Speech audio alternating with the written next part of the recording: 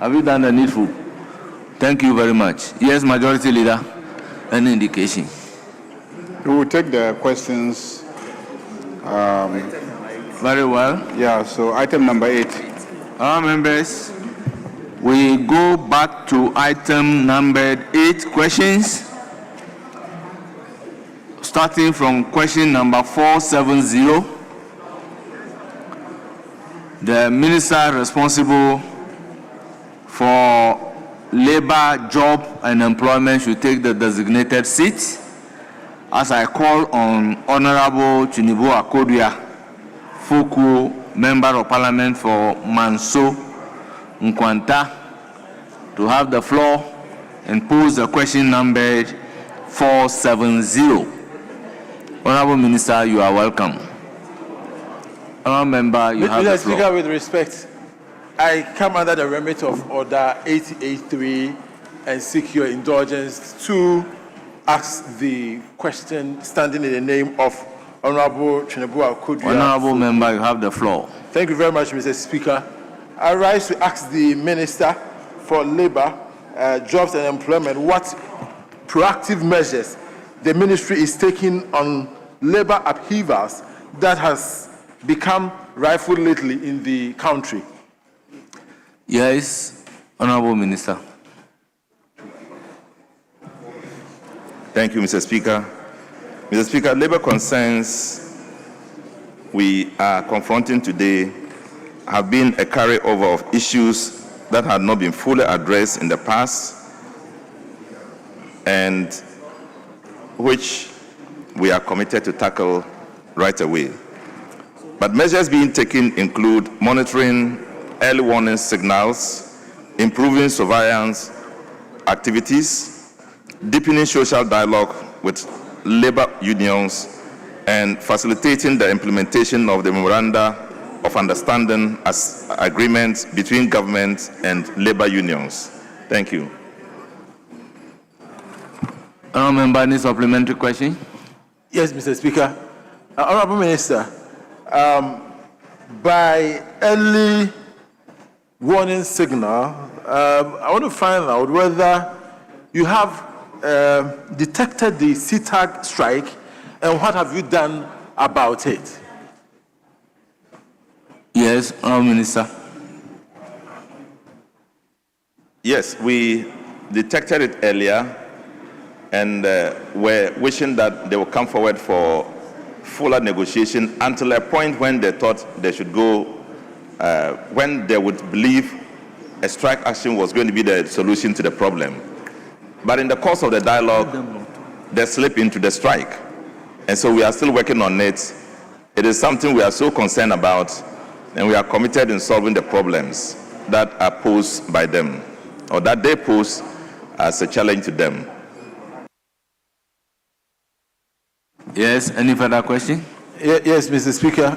By way of follow-up, I want to find out from the Minister whether he has any indication, especially having engaged CTAG, whether he has any indication when CTAG strike will come to an end. Yes, Minister, do you have any indication? Mr. Speaker, 2 days ago, I invited a Labour Commission to my office. We had a long discussion. She told me the efforts she has made and the commitment by leadership of SIGA to go along with them. But I also heard the Minister for Education promising to fulfill the requirements, the demands made by SIDA.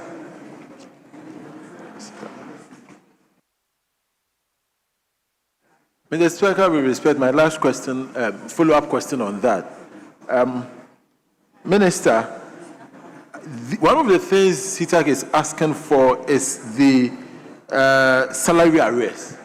Salary arrears. Are you aware of that? And how much is involved in this particular issue? How much money is involved to clear the salary arrears? Honorable members, to know the actual amount involved in salary arrears, you may have to file a fresh question so that the minister can prepare to give you the exact amount involved. let's avoid an element of surprises. That brings you to an end of your follow-up question. In the absence of any follow-up, we move to question number 503, also standing in the name of Honorable Tinubu Akodia Foko, Member of Parliament for Manso Nkwanta. Mr. Speaker, with respect, Please ask. If I may. Ask. Okay, thank you very much, Mr. Speaker. I rise to ask the Minister for Labour, Jobs and Employment what the ministry is using to track employment growth and if these targets are being met. Yes, Honorable Minister. Thank you, Mr. Speaker. Mr. Speaker, the ministry is collaborating with the Ghana Statistical Service to develop a mechanism for tracking employment growth and targets in the country. This mechanism is expected to regularize the production and quarterly employment and unemployment data to better track labor market trends, job creation, and youth unemployment rates. Additionally, government is in the process of establishing a National Employment Coordination Commission that will be responsible for certain national and sectoral employment targets for the productive sectors to track employment growths and undertake employment impact assessment of Ghana's investment. Thank you. Any supplementary? Yes, Mr. Speaker. Mr. Minister, from your answer, it seems to suggest that there is a National Employment Coordination Committee being established. Is it to say that the Ghana Statistical Service is unable to give us accurate information, for which reason you are setting up this National Employment Coordination Commission? Yes, Honorable Minister. Statistical Service has an overall functional duty of working with the statistics across board. But employment issues are very specific issues, dealing with job creation and absorption of unemployed in Ghana. So this is a huge area and cannot be a subset to the bigger issue done by Statistical Service. So we want to focus directly on employment and give it a leverage so that at any point in time you can ask and you'll be given. But it doesn't mean that Statistical Service will not be working on employment, but it will not be that detailed as when a commission is set up for that. Thank you. Yes. Yeah, Mr. Minister, so in setting up this commission, you say you are in the process of setting up the commission. So are you able to give this House, the people of Ghana, update? What is the status of the setting up of the commission? And if you can give timelines, what are the timelines for the completion of this setup? Yes, Honorable Minister. Right now, we are on the drawing board on it. It's a policy area. The policy is taking shape. It's going to result in a legal regime that will set it up. And I won't be able to state specifically when the timelines are, what the timelines are.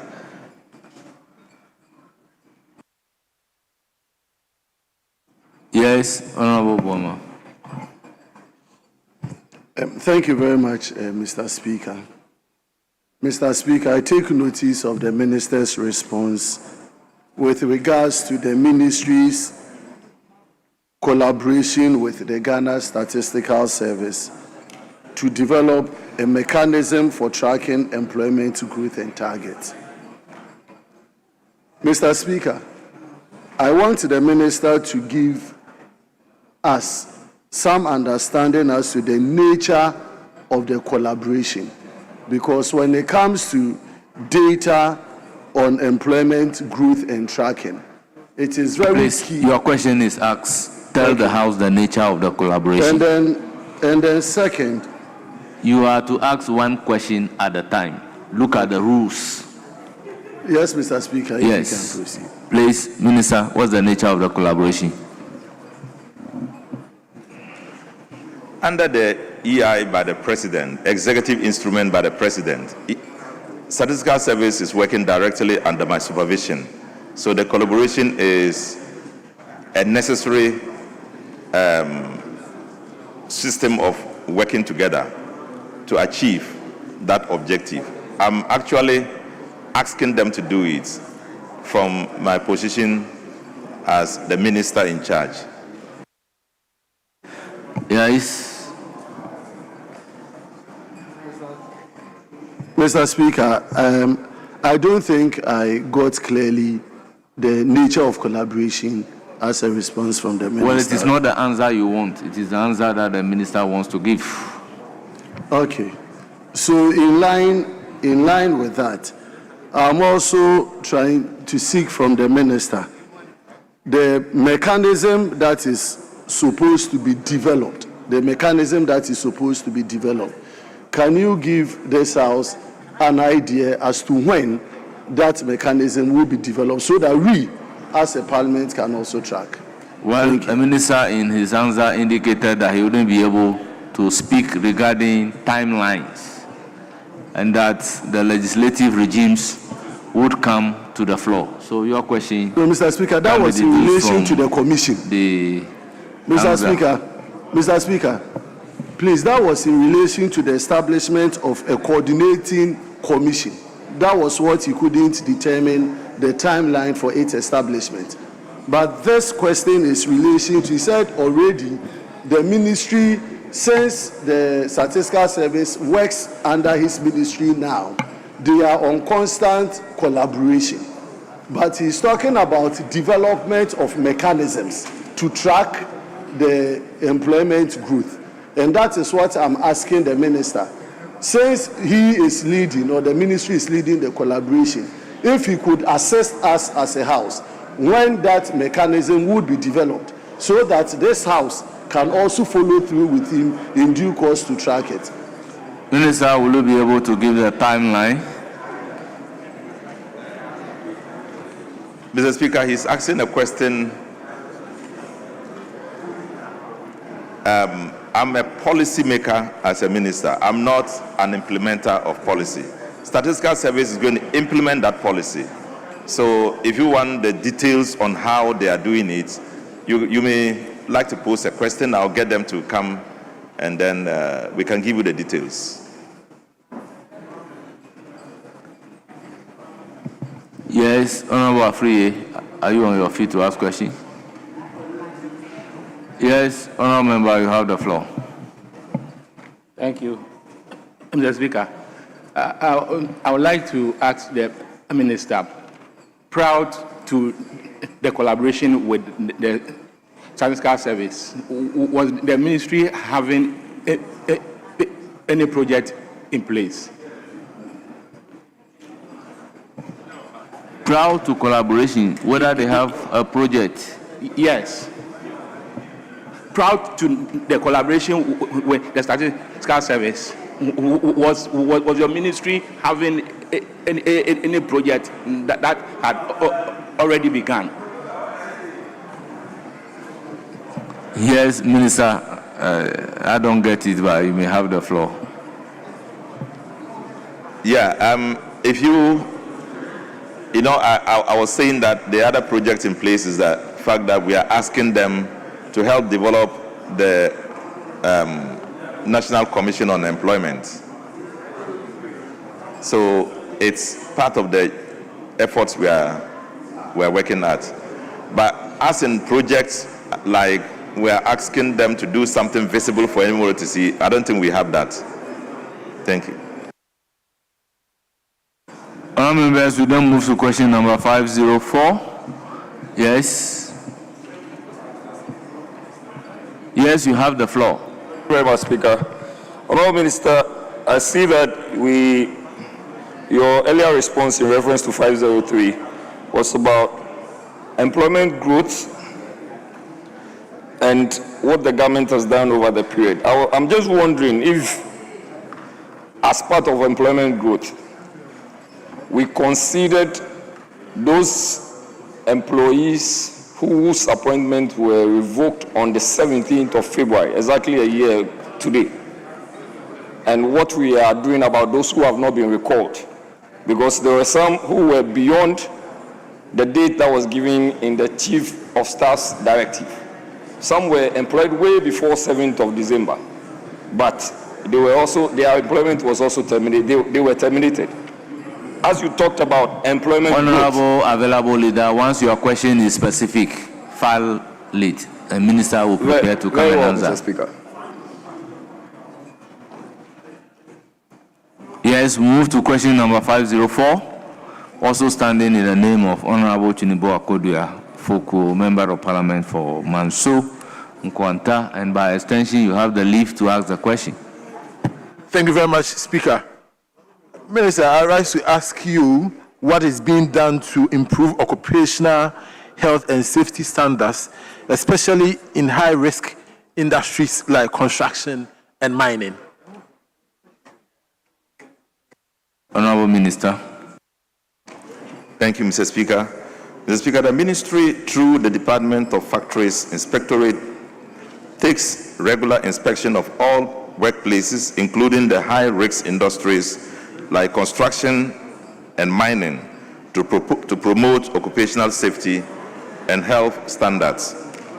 In addition, a special OSH task force has been inaugurated to augment the work of the Department of Factories Inspectorate.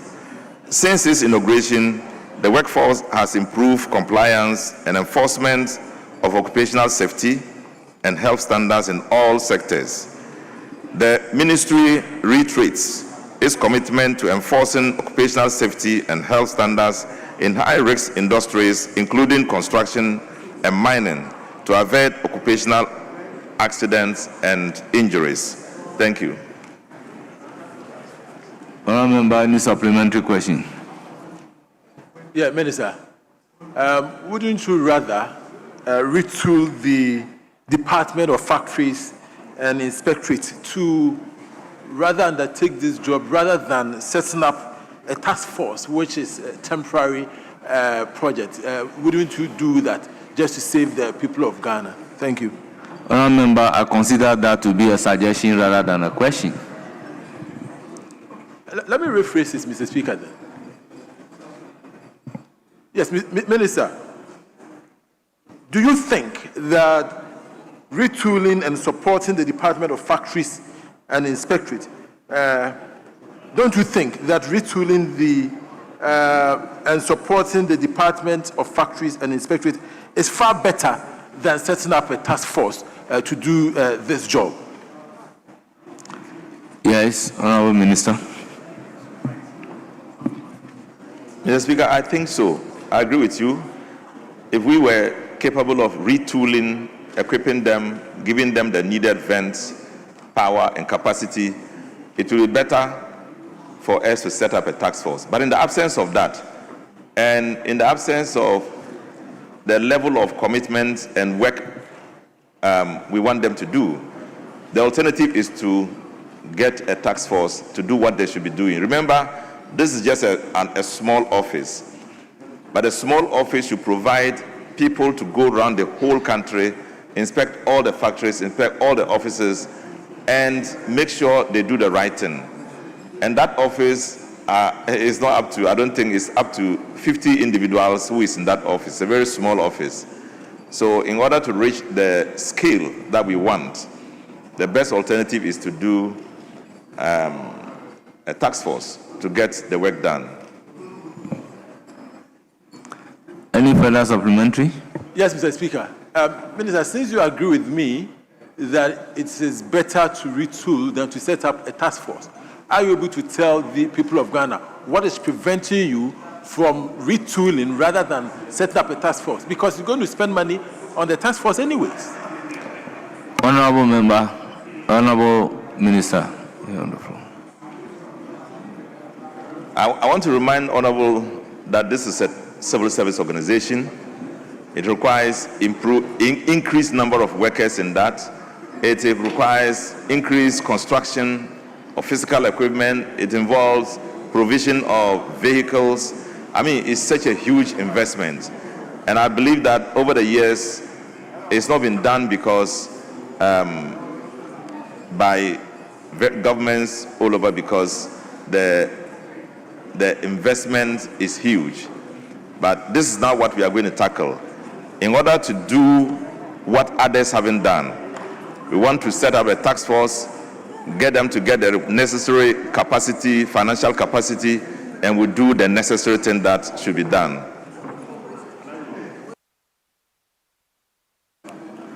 Yes. Yes, thank you very much, Mr. Speaker. So, Minister,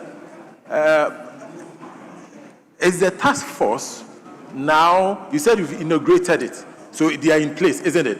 Is the task force now doing the work of the of Inspectorate Division, that Inspectorate Department? Is the task force now the one doing the job? Yes, Minister. The task force is supplementary. It simply means that we want to help the Inspectorate Division to reach its objective. So it has not taken over the leadership of the Inspectorate. It's simply adding on the needed force to what they have. You don't have the leader of the task force being the one signing agreement, who letters are addressed to and all that. The Inspectorate Division is still having its leadership in place, appointed by the head of civil service. They still run, take instructions. So the task force takes instructions from them and then work to supplement what they have not been able to do. Thank you.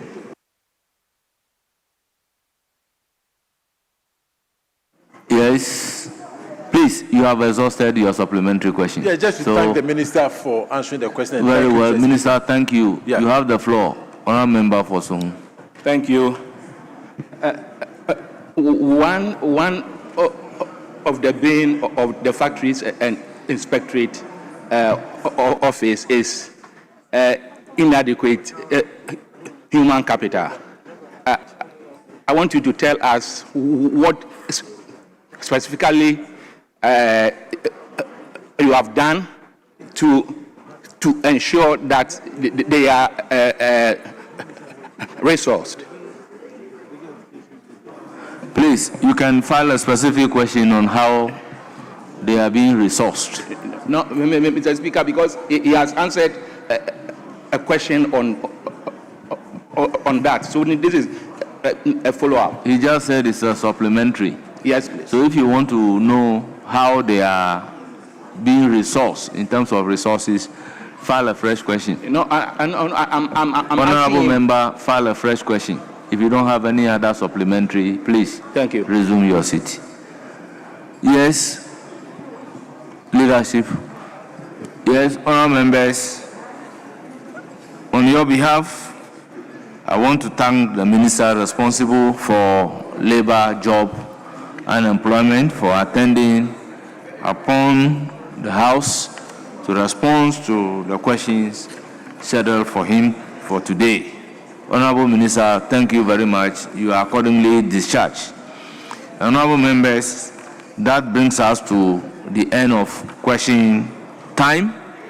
Yes, Majority Leader, any indication? Speaker, we intend to take the report on the two formulas. So my prayer is that we go back to item number 7. We take a couple of the statements so that when we have the reports ready, we can come back and take them.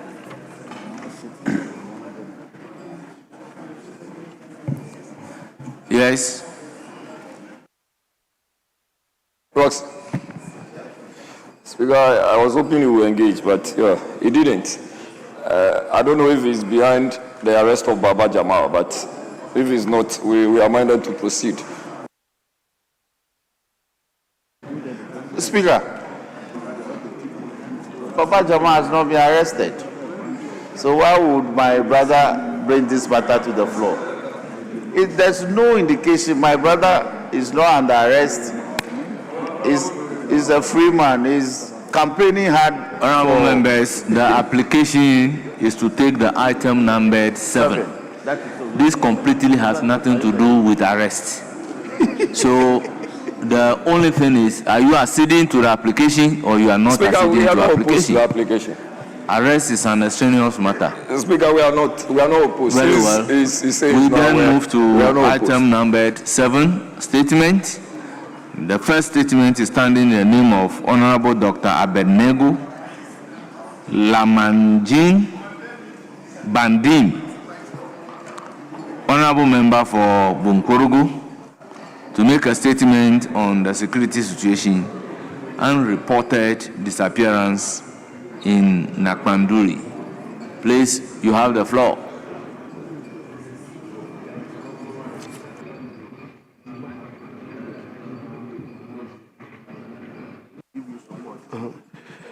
Thank you, Right Honorable Speaker, for the opportunity. Right Honorable Speaker, honorable members of this House, I rise to bring to the urgent attention of this House a persistent security challenge that threatens the stability of the Bunkorogo enclave in the Northeast region. Mr. Speaker, I refer to the recurrent pattern of unexplained disappearance within the Mwok territory, a situation that requires immediate state intervention. Mr. Speaker, on Sunday, 25th January 2026, community stakeholders and the National Association of Bimoba, Moba, and Gruma reported the disappearance of yet another citizen in Nakpanduri. This recent incident is not an isolated event, but part of a documented trajectory. Records indicate that about 7 people have been missing since 2001 to 2026. Mr. Speaker, the absence of conclusive investigations into these cases has created a climate of uncertainty for the families involved. The lack of closure is a source of profound distress to the people of Nakpanduri. For the broader community, it fuels suspicion and strains social cohesion necessary for peace and development. Mr. Speaker, the latest disappearance must be viewed within the context of recent deterioration of security environment in the Northeast region.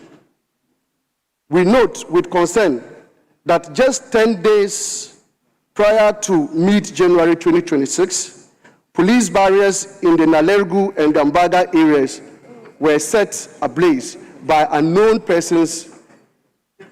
Such attacks on security infrastructure suggest a growing boldness among criminals element that compromises the safety of constituents. Furthermore, the topography of Nakpanduri, especially the SCAP, presents unique security challenges. Intelligence assessment have long indicated that the difficult terrain can be exploited by transnational criminal networks and extremist elements seeking sanctuary. It is imperative that our security architecture adopt to effectively police the geography. Mr. Speaker, Article 13 of the 1992 Constitution guarantees the protection of life and personal liberties. The unresolved nature of these disappearances suggests a gap in our enforcement of these guarantees. Routine procedures have proven insufficient. A more rigorous intelligence-led approach is required. In light of this, I make the following specific demands.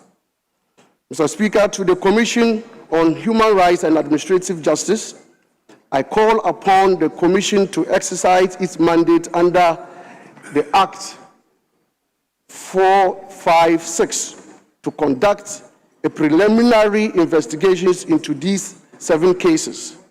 We require an independent assessment to determine if there has been a systemic failure in the state's duty to protect its citizens. And to the police administration, whilst we acknowledge the logistical constraints facing the service, the current situation demands specialized attention. I urge the Inspector General of Police to deploy a dedicated team, potentially the cold case unit, to the Northeast region to review the dockets of these missing persons. The families deserve definitive answers. And to the National Commission on Civic Education, NCC, leveraging the NOPRESIC project, I charge the Commission to intensify security awareness campaign in the Bunkurugu and Kwanduri district. It is vital that our citizens are empowered to report suspicious activities timely and without fear. Mr. Speaker, I appeal to our traditional authorities and the leadership of NACMAC, that is the Association of BMOBES, to support these states' efforts. As custodians of the land, your collaboration is essential in identifying and rooting out the internal actors who may be facilitating these crimes. The people of Nakwanduri and the Northeast region looks to the House and the states for assurance. We cannot allow a part of this country to become a zone of silence where citizens vanish without explanations. I urge this House to support the call for a thorough investigation and a robust security response to these matters. Mr. Speaker, I thank you for the opportunity to make this statement. Thank you. Honourable members, that's the statement on the security situation. At Nankpanduri, the floor is now open for comment on the statement. Yes, Honourable Peter Tobu-Lanchini, you have the floor. Mr. Speaker, thank you so much for the opportunity to have a bite on a very important statement ably delivered by my good friend, Honourable MP for Bunkurugu, Dr. Abednego Bandem. Mr. Speaker, when we talk about security situation in that part of the country, it is instructive to note that this statement could not have come at the right time, better than this. Mr. Speaker, anyone, irrespective of your gender, irrespective of your sex, your educational background or social standing, may become a missing person. And I'm saying this including even MPs. There are several reasons why people can get missing. And among them, Mr. Speaker, people voluntarily run away from their homes. It is very important for you to find a lady who has been overly tortured as a result of domestic violence, and they can leave home and never return. These days, it's even becoming very common that men are even tortured by their wives, and some of them voluntarily leave home and will never get back. Mr. Speaker, some people get missing because they are abducted, and that is a crime. Some get missing because they are kidnapped. That is a crime. Some get missing because they've been trafficked, and that is a crime. In fact, an organized crime, of course. Mr. Speaker, some people get missing as a result of health-related challenges, very particularly dementia. Your brain is no longer as effective as it used to be. You can walk out of your house and will never be able to make your way back, and you'll be deemed to have been missing. Honorable Speaker, armed conflict. And the maker of statement got it right. In paragraph 4 of the statement, and if I'm permitted to read, he said, and I quote, "The latest disappearance must be viewed within the context of the recent deterioration of the security environment in the Northeast region. We note with concern that in mid-January 2026, police barriers in the Nalerigu and Gambaga areas were set ablaze by unknown persons." Of course, when you find an environment that is poisoned like this with insecurity, it is not strange for you to find people getting missing. But he stated clearly that between the period of 2001 to 2026, that is a period of 25 years, quarter of a century, about 7 people have disappeared. And it appears to be a defined trajectory. And that has called the attention of the community. And because he represents them, he's drawing the attention of this House to do something about the situation. Mr. Speaker, there are people with suicidal thoughts who sometimes get missing, and if you are lucky, you find them dead somewhere. If you are not lucky, you will never find them again. Missing persons, the investigation of missing persons is a very complicated matter.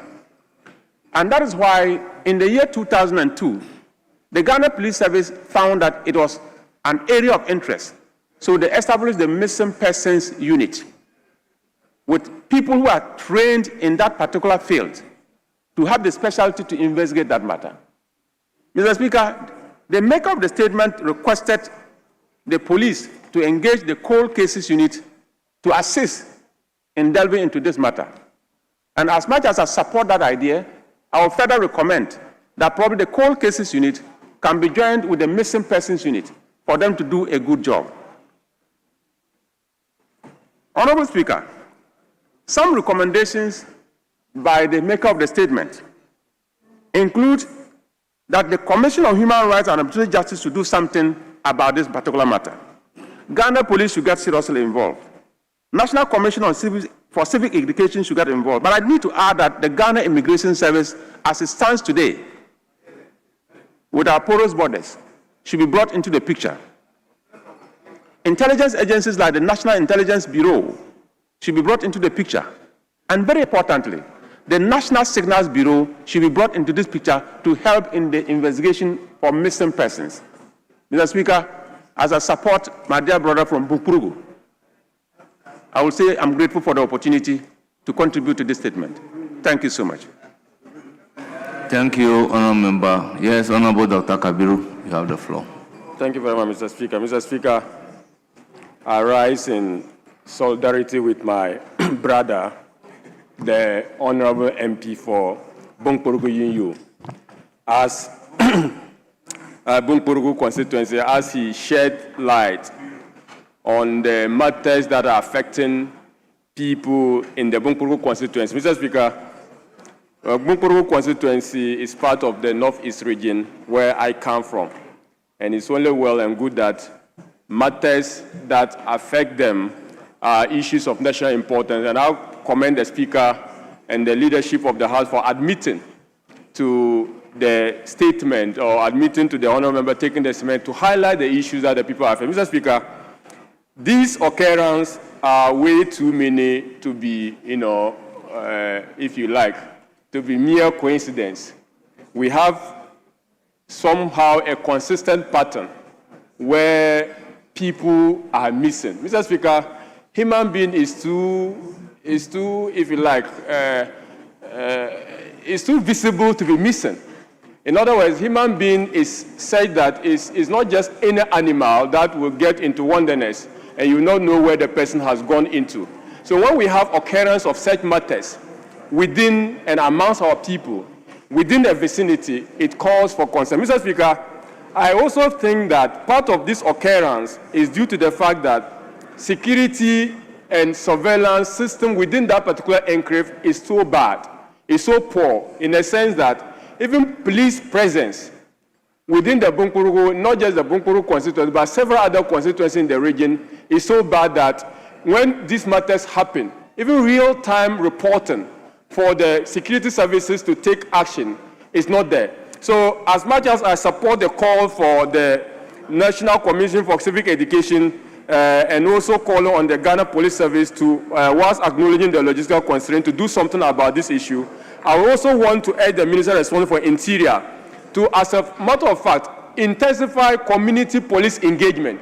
Because you see, most of these people you would find, or some of these people you will find out that before they get missing, they will have had some social issues.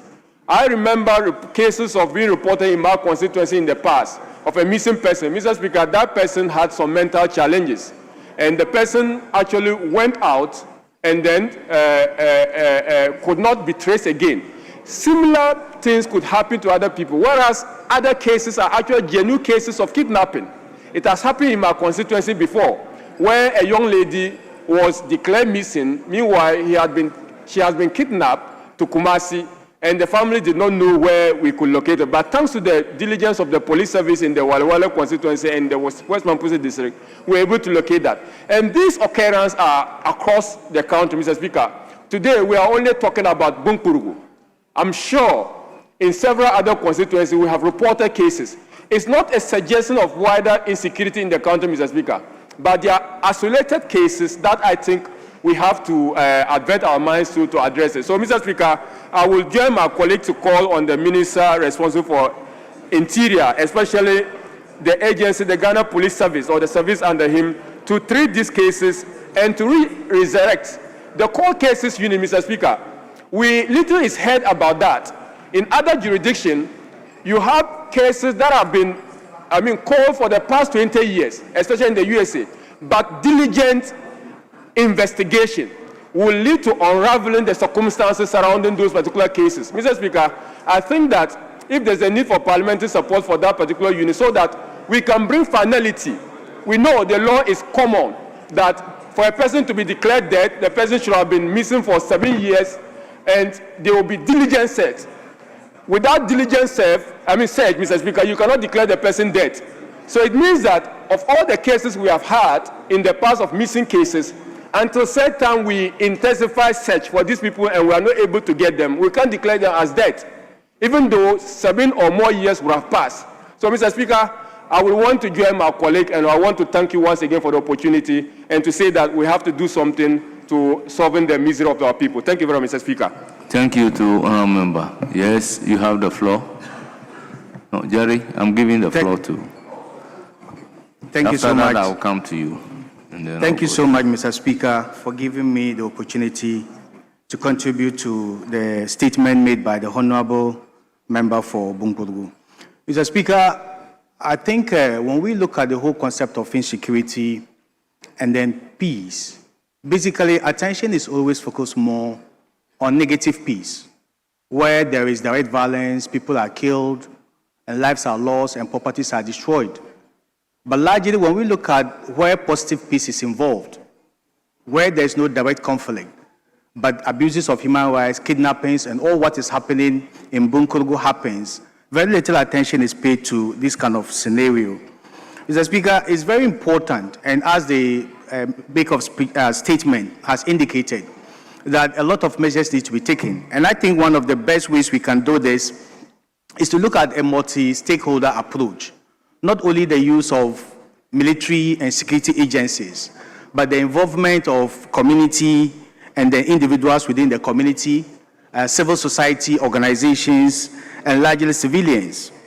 Mr. Speaker, whether it is positive peace or negative peace, related violence, the implication is the same on food production from Bunkurugu, on social cohesion and the unity among families, on the whole concept of security and people's ability to move freely is hampered. So, Mr. Speaker, I think it is very important, and this statement is timely, not just in Bunkurugu, it can happen in any part of the northern region. And I add my voice to the recommendations made by the Speaker.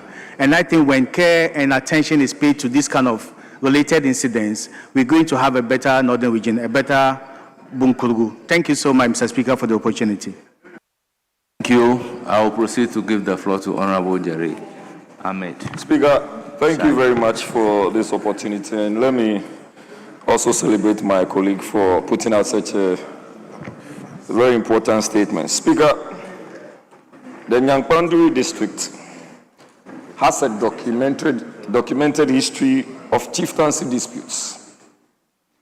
He also has a documented history of communal violence and highway insecurity. Speaker, that is why I'm extremely excited that both the Minister of Interior and his deputy are here, because this is a matter that borders on security and the interior management of this country. Speaker, let me just give you some history on the chieftaincy conflict and communal violence, and then you'll see how this is causing more problems. The Bimbangu Nanik dispute, Speaker, is the most significant security crisis of the year in 2025. It was centered on a long-standing chieftaincy feud between the Bimbangu and Nani communities over the elevation of just a sub-chief. Speaker, Nanik Dana to paramount chief status by the National House of Chiefs. Speaker, still the same Bimbangu community, which considers the Nanik chieftaincy subordinate to their own, strongly opposed the elevation of the Dana. And you should understand what it came with. Key incidents. On the 28th of February, there was a dawn attack. Armed assailants from Bimbangu faction launched a pre-dawn assault on the Nanik. 3 individuals were found burnt beyond recognition, Speaker. Then, 27-year-old teacher who had just requested for a transfer, and a native of Waliwali, also who was posted to a village 2 years prior to the incident. And Speaker, this is an eyewitness account. They noted that Majira had applied for transfer but was denied, and this was one of the persons who was burnt. Approximately 50 houses.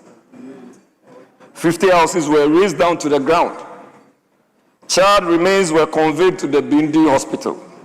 And Speaker, this attack represented an escalation of the violence that had been festering since January 2024.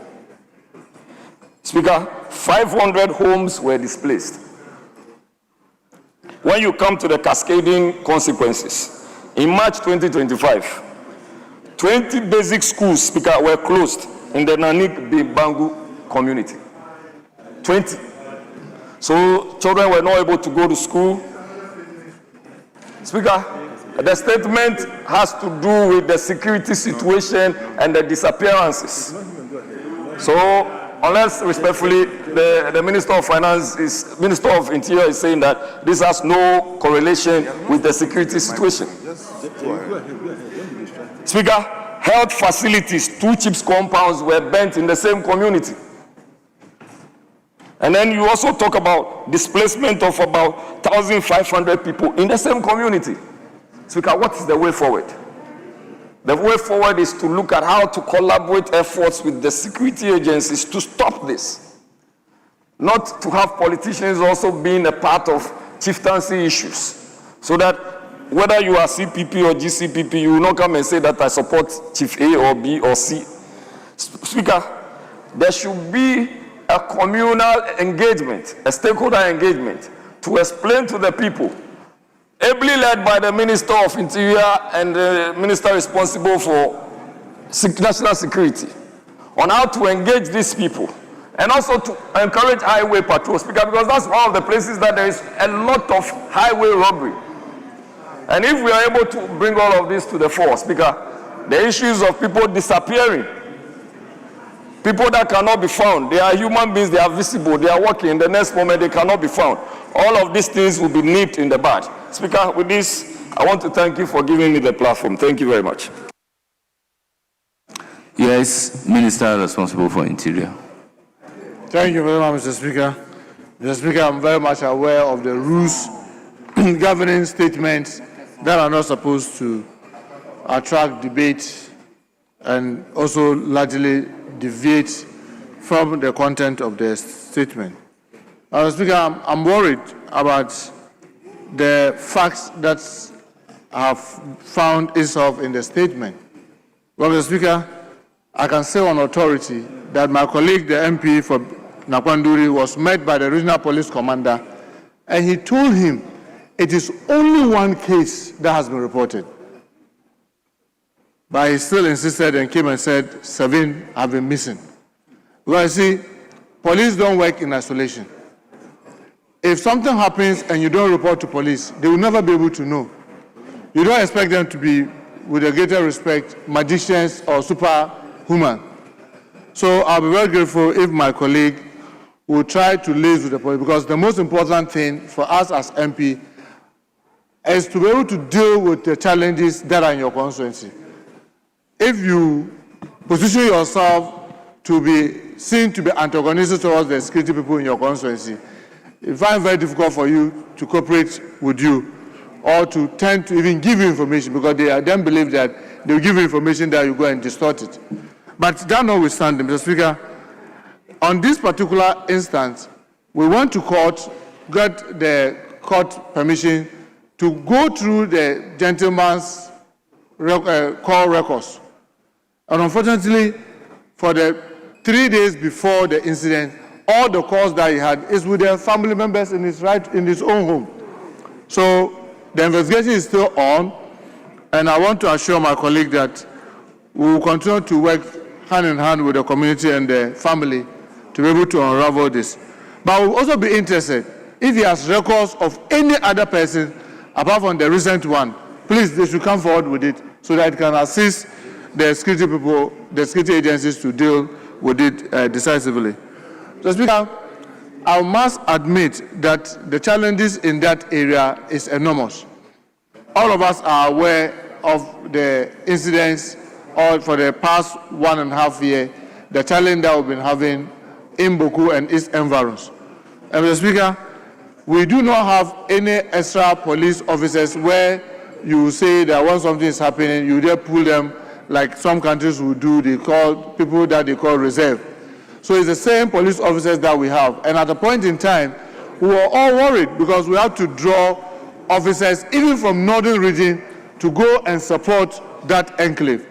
Mr. Speaker, when we had the opportunity to get these 50 armored vehicles, Mr. Speaker, majority of the armored cars are there. But, Mr. Speaker, the worrying thing is when the citizens are not willing to cooperate with the police to ensure peace in their area.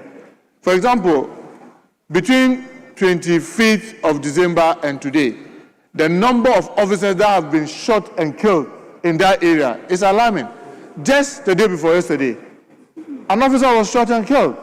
And it makes it very difficult when you want to send officers there. People even go and beg that they have to be transferred. I have instances where you sit in the office and officers resign that if you don't transfer me out of that area, then I'd rather resign and leave the service. Why? Because the citizens there themselves are not helpful. I'm happy that my colleague, Honorable Kabir from Walewale, was saying that we should encourage community policing. Community policing is started, it has to be started by the people themselves. You cannot go and impose it on them that we want to have police, what do you call it, community police here, and therefore we are appointing you and you and you. You are the community police. It's the citizens that come forward and say, look, we want to help you to keep the peace in our area, and we want you to facilitate that. Then you take them through training and show them what to do. In all this enclave, it's so difficult. They rather prefer to have their guns and their ammunition hidden in their homes and on their motorbikes and their vehicles to settle scores rather than trying to come forward to help maintain the peace in the area. To the extent that, Mr. Speaker, police officers that we put on the barrier, like checkpoints, people have courage to go openly and fire at them and kill them. Yes, in that area, to the extent that at the point that the IGP had to withdraw all police officers from checkpoints and had to insist that no, the answer is not to withdraw. We should rather be able to place them with armored vehicles. So when you create a situation where officers do not feel safe, and as MPs, we need to work with these security people so that we'll be able to create a enabling environment within that area so that the security people will be able to assist and help us. So I want to encourage my colleagues that, look, when the time comes and our own citizens, our own friends, our own family members, and constituents, somebody with a greater respect is posted to Nankwanduri. He comes to see the MP, say, I want to be transferred to Accra. And you see the MP putting pressure that, yes, transfer him. The rules are that you are supposed to spread even the little that you have thinly across the country. Now everybody wants to be in the big city. Everyone is putting pressure. He wants the transfer. I want MPs to support us. When it comes and your own constituents come forward to tell you that they want to be transferred, encourage them to also stay where they are. Because if everybody moves to Kumasi, Accra, Takoradi, Sunyani, and the big cities, who will be there to provide security for the vulnerable ones in those disadvantaged communities? So I want to encourage my colleagues from that area to help by establishing this community policing. And I can assure you, we have a whole directorate at the police headquarters that deals with community policing. And will be swift in time to come in to assist. That assurance will give. I want the MP to try and keep the collaboration with the regional police commander so that this one that has been reported will be dealt with. And those that have not been reported, if the facts are there, please report them and we can assure you that we'll work at them. It's just too unfortunate that if any citizen has to lose his life or has to be kidnapped or has to go missing and we are not able to find that person swiftly.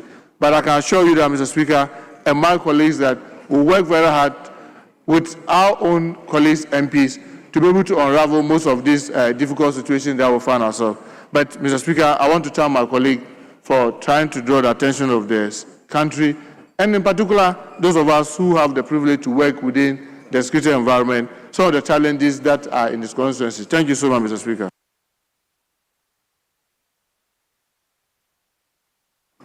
Thank you, Honorable Minister. I hope Honorable Jerry Ahmed has taken the leadership turn. But, however, I will give you the floor. Be brief. I'll be brief. I listened to the minister carefully, and in the morning when I came, I ran into the member, the colleague who made the statement. Fact be told, he was extremely worried. He was extremely worried. And I am a bit taken aback at certain differences in terms of the facts that are being put out. The minister is speaking to some facts, and the member is also speaking to some other facts, which is not encouraging. I would want to, just as the minister is urging the member to speak to the police command, I also want to respectfully urge the minister to relate to his colleague. We are all colleagues here, and I'm not sure the member, I'm just concluding on this matter. I'm not sure the member will want to allege any wild information or put out what is not right. So I'm basically saying that let's have more engagement on this matter. And more often than not, across the country, such conflict that escalates, it starts small. And when it's not nipped in the bud, then it gets out of hand. So I want to plead with the minister and appeal to him. I know the member quite well. Let's see how we can work closely, not just him, constituencies that are nearby. Because the member says more than 10 people are missing, and the minister says it's only one that has been reported, that takes something away from the narrative. And I think that we can do better in terms of exchanges between the statement is clear. I think that we can do better. The member said 7. Fine. Speaker, even am I correct? And then 7 people being missing and 1 being reported to the police. I do not think there are differences. The question is whether or not the rest of the 6 have been reported.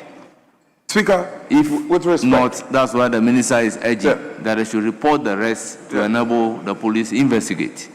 Speaker, I'm saying that. I'm basically saying that beyond reporting it, reality is granted that the thing happened and it was not reported, yet lives have been lost. It's a matter that calls for an investigation. So I appreciate the fact that the minister is saying it should be reported. But can we go beyond the reportage or the matter being, taken to the police, the security agencies to be investigated? Then I want to see more exchanges between the minister and the member and other members of parliament who are in the vicinity. That for me is the way out of this. These are my views. Thank you very much. Leadership, do we lay the paper on the other paper addendum and then we come back to the statement? Majority Leader?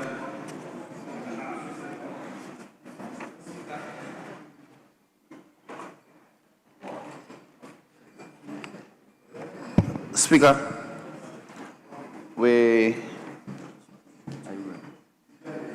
Speaker, we'll take other paper addendum 2. Items numbers 1 and 2, 3, 4, and 5. In that sequence, Mr. Speaker. The other paper addendum, the reports of the committee for. Yes. Honorable Member, let's lay the item numbered 1, A and B. Very well. Then we'll ask that the report be distributed. Then we'll come back to statement after the distribution of the report. Then we can come back to motions. Very well. Mr. Speaker, thank you. Yes, minority. Speaker, there's no issue. You can proceed. Very well. Honourable members, at commencement of public business, presentation of papers.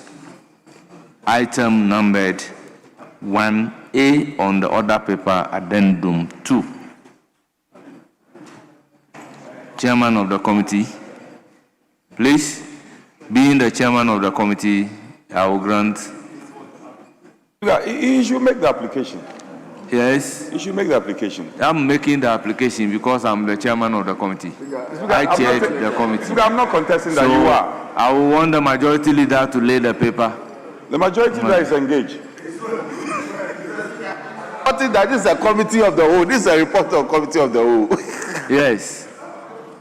Mr. Speaker, when I have a very competent chief whip, I can afford to sleep in the chamber. Yes, but I'm giving you the opportunity to lay this paper on my behalf.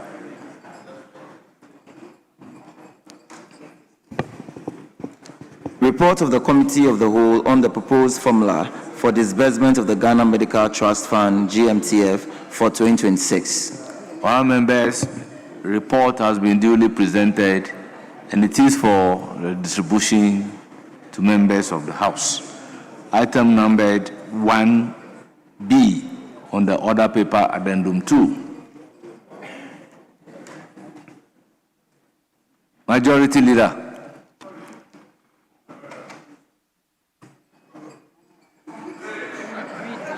Report of the Committee of the Whole on the proposed formula for disbursement of the National Health Insurance Fund for 2026.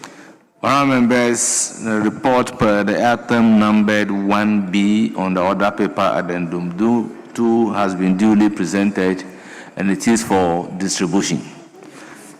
Yes, honourable members, let's come back to the second statement, standing in the name of Honourable Comfort Doyo, Member of Parliament for Adan, to make a statement on domestic violence. You have the floor.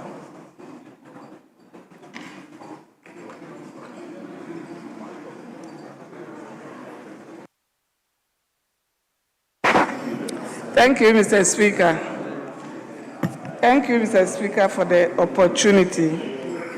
Mr. Speaker, thank you for this opportunity. Today, I stand before this House with a heavy heart to address the pressing issues of domestic violence in our society. Mr. Speaker, we have constantly been speaking and addressing the issues of domestic violence in our society. Last year, we discussed the issues of Madam Harriet Amuzu, a mother of 2 who was assaulted by her husband in a viral video. Just recently, there was another case of domestic violence where a young man was seen brutalizing his girlfriend in a viral video on social media. Mr. Speaker, this is this act of constant violation on women is very unacceptable. This does not just apply to women, but children and men can also be victims. There have been equally trending videos of children being assaulted by their guidance. No woman, no man, and certainly no child should ever have to go through such cruelty within a space that is supposed to offer love, safety, and protection. Mr. Speaker,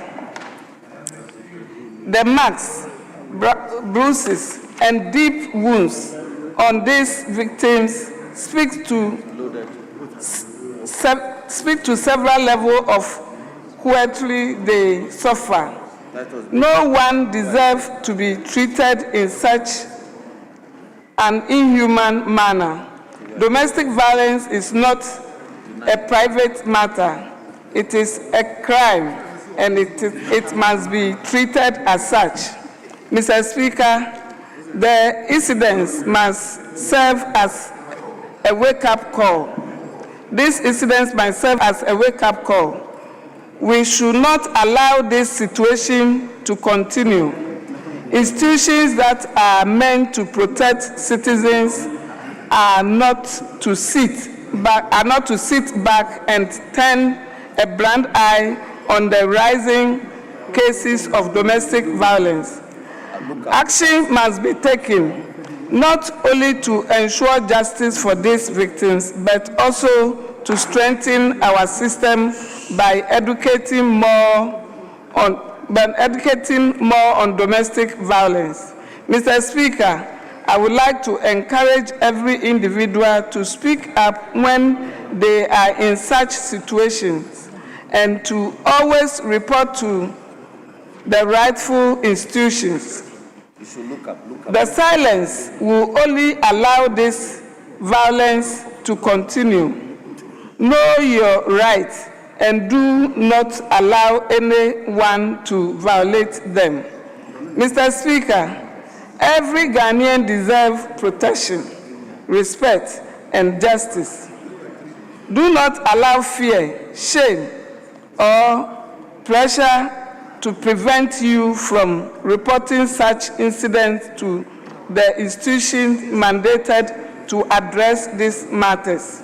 Mr. Speaker, I would also like to call on all media personnel, the Ghana Police Service, relevant ministries, and all institutions responsible for protecting citizens to intensify their efforts in the fight against domestic violence.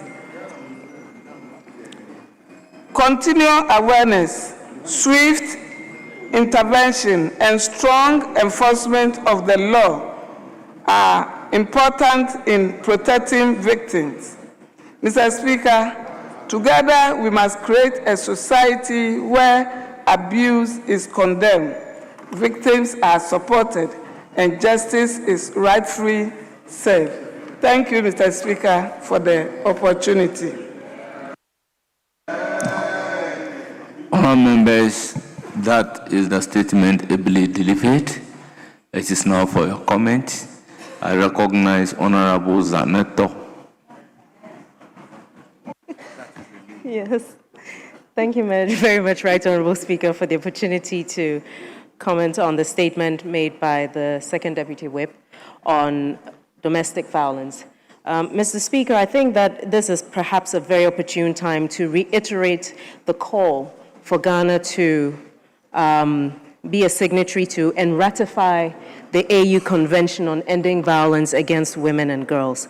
It actually is a very comprehensive legal framework that is in place to actually eliminate and prevent these acts of violence, not just in a conflict scenario, but also domestically as well. And so I would like to add my voice to support the maker of the statement about the need to actually eliminate this scourge on our society, because violence against women is not just a gender issue, it's a societal issue. And to a large extent, it appears as though it's been normalized. And we need to reconscientize our populace to the fact that it's not normal. And I think one of the ways to do that is to ensure that we have in place the necessary legal framework to put in place safeguards for women and children specifically, but for others in general within a domestic setting. And so I would like to reiterate the call that Ghana does ratify and domesticate the AU Convention on Ending Violence Against Women and Children. Thank you. Women and girls. Yes, Honorable Minister for Education. Honorable Member, I'll come to you. Mr. Speaker, let me thank you for the opportunity to contribute to the statement on the matter of domestic violence by the Honorable Comfort Doyo. And Mr. Speaker, to indicate that it's important that in Ghana we focus more on statistics on domestic violence. You may want to categorize it as physical abuse, threatening behavior, sexual abuse, emotional or psychological abuse, and even more importantly, economic abuse. In some cultures, men are supposed to provide for their homes. So even when you leave the house without providing chop money for the woman and for the children, that will constitute economic abuse, and extended even to psychological abuse of the woman. But Mr. Speaker, we also must move away from the notion that domestic abuse is peculiarly women. Because, Mr. Speaker, there are men who are beaten at home by their spouses. But again, a cultural barrier. The man is shy to go and report to the police that he has been beaten by the wife. He doesn't even want his own parents to know that he's been beaten by his wife. So we need to focus more on the statistics in order to understand the incidence of domestic violence and what promotes it in Ghana. But if we focus more on domestic violence as if the notion is that it's only women who are abused, that is wrong, Mr. Speaker. So, Mr. Speaker, I want to commend the maker of the statement and even add that in our educational institutions, we have seen clear cases of abuse, of teachers abusing learners, and learners abusing learners, and even members of a community within the school environment also abusing teachers and abusing learners. But I want to commend her, and then also to just recognize that we need to respect rights. Once we have tolerance for respect of those fundamental human rights, we can have an improved regime. But I don't want to believe in the notion that domestic violence is peculiarly a case of women being abused. And then the men in Ghana must learn to take responsibility, particularly in the rural area. I mean, in my culture, it was abominable for a man to go and tell his father or his mother that he has been beaten by his wife. It was abominable in my culture. You couldn't dare go and report that you have been beaten by a woman. You will be seen as a very impotent person of a man. So, Mr. Speaker, I commend her for the statement. Thank you. Yes. Honourable Member, were you on your feet to contribute? Were you on your feet to contribute? Yes. Honourable Minister for Tourism, you have the floor.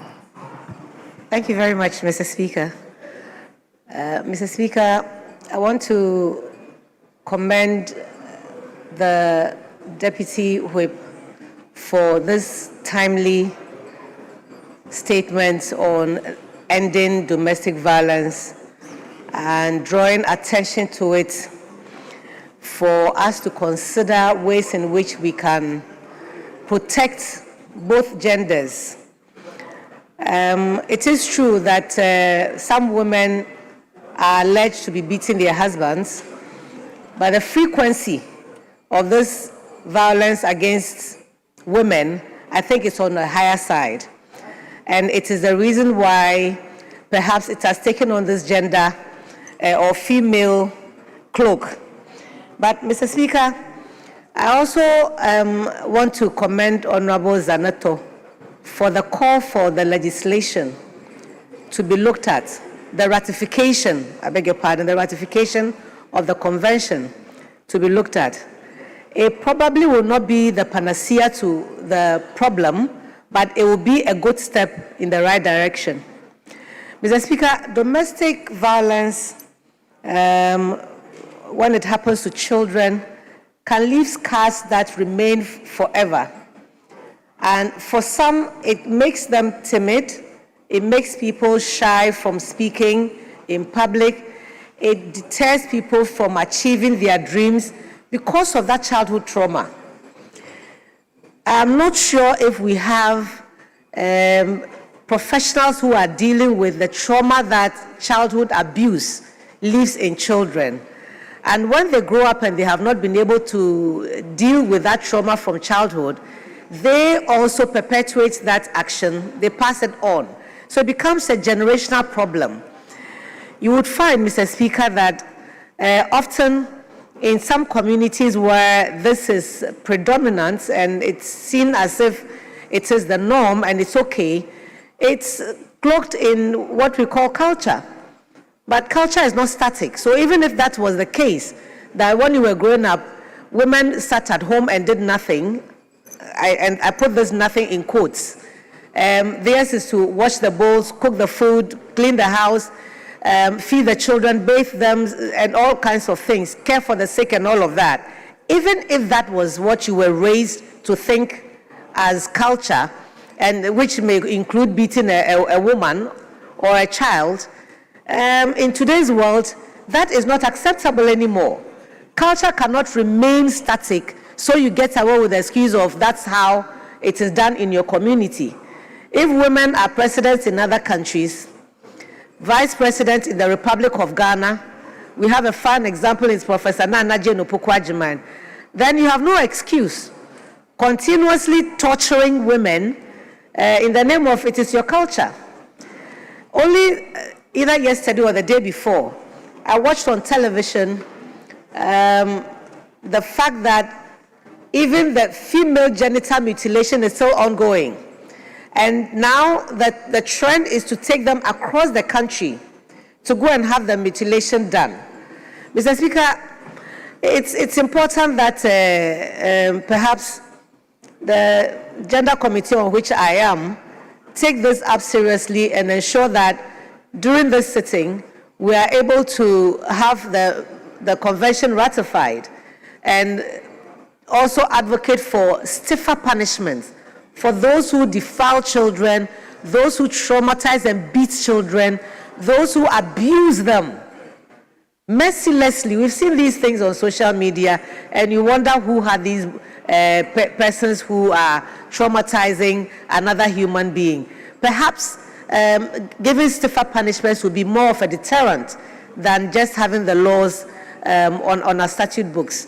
And so, Mr. Speaker, I want to thank all contributors to this statement and to urge that we all put our shoulders to the wheel and ensure that in our families, in our communities, in our regions, in our country, this sees the end this year, that we should not tolerate abuse of anybody's rights or physical well-being be challenged. And that said, Mr. Speaker, I want to thank you very much for the opportunity. Thank you very much. I give the floor to the Honorable Member, Honorable Felicia Ajay. You have the floor. Thank you for the opportunity, Mr. Speaker. Mr. Speaker, I want to thank Honorable Doyo for making this statement. Mr. Speaker, domestic violence destroys families. It weakens our society. A home should be a place of safety, love, care. It's not about a man who go out, come back home. I give my wife 20 cedis to prepare food because my wife didn't prepare the food. I have to beat my wife, or I have to do so many things. Mr. Speaker, for the past 3 years, you've seen so many things on social media. There's this man that killed his wife, all because the wife refused to have sex with the husband. Mr. Speaker, not even that alone. We can go on and on and on. Mr. Speaker, let me go to paragraph 3 of the maker of the statement. He says that, let me quote, "This is not a horrifying story, a horrifying incident. It's not just a tragic story of a woman.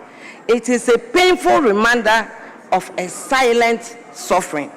Mr. Speaker, I hope that the DOSO and the Ghana police, they will take this and then work according to the way it's supposed to be. Because something happened in my constituency 2 weeks ago. A 5-year-old, a 5-year-old was suffering. We didn't know what was wrong with the 5-year-old. We took the child to hospital.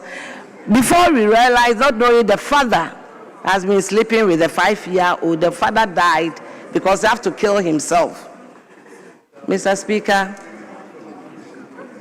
I strongly support the maker of the statement, and I hope and pray that this August House, we will take domestic violence serious, and then if you have any member of parliament who is abusing their wife home too, we will check it and take it up.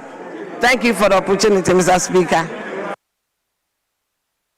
Honorable Felicia J., what of if you have a member of parliament who is abusing the husband? Mr. Speaker, I'm guided and I need your protection. Mr. Speaker, we have some men that before they request anything from their wife, that is beating. They beat them, yes. They ask, if you don't give it to them, Mr. Speaker, they will beat you.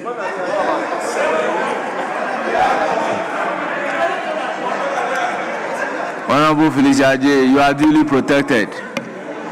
Honorable members, how many more do we take? I think we should take one more and draw the curtains down. I'll give the floor to Honorable Fifi Bachman. Thank you very much, Mr. Speaker. Mr. Speaker, we have to stand against domestic violence. It is very gory looking at the statistics in Ghana. It is an abuse of human rights. It is not just, domestic violence. Many people who engage in this do not see the other person as a human being. They just maltreat people. They just do whatever they want to do against another human being. Mr. Speaker, the Constitution of Ghana protects every life, protects the dignity of every human being, irrespective of your status, irrespective of your gender, irrespective of whatever the religious affiliation. Mr. Speaker, it is something that we don't just have to make statements and let it slide. We have to take serious action against it. Because, Mr. Speaker, the victims of domestic violence suffer perpetual psychological trauma.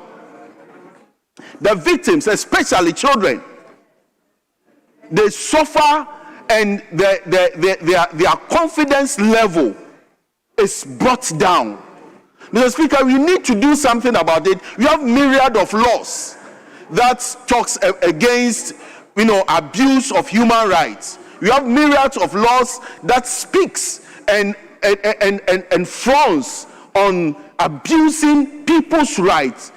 But, Mr. Speaker, the most, appalling aspect of it is that you go to the police station, you go to the authorities and report, and it is the community leaders who will rise, who will say that as you have taken your father to the court, as you've taken your father to the police, who is going to take care of you? Women are not able to speak out. Children are not able to speak out. Some even die, Mr. Speaker, some even die out of, this distress that they go through. So, Mr. Speaker, we need to rise as a nation. We need to fortify the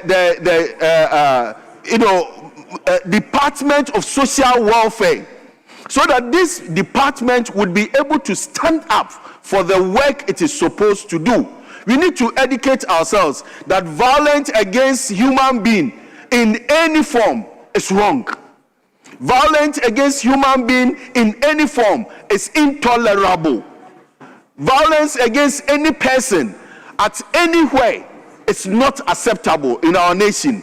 So, Mr. Speaker, I support the call. I support the statement, but Mr. Speaker, I would call upon all of us to see our fellow human beings, whether a woman or a man, a child, as a human being who has the right to live, a human being who has the right of dignity of living. Many, if you go to schools, you go to offices, you go to homes, various places, rights of people are abused day in and day out, and they are not able to speak. They can speak out. Mr. Speaker, let's give them the opportunity to speak out. As I was sitting there, I was thinking about, where an opportunity can be created for people to report to a higher authority. Because sometimes they go to this Dovsu and they are told that this little beatings that your husband beat you, you are coming to report. We have to do something about it. I'm speaking as a lawyer and I know about this. Mr. Speaker, we need to do something about it, but not just mere statements. We need to act, and the time to act is now. Say no to domestic violence. Thank you very much, Mr. Speaker. Honourable members, yes, Honourable Chair Samuel.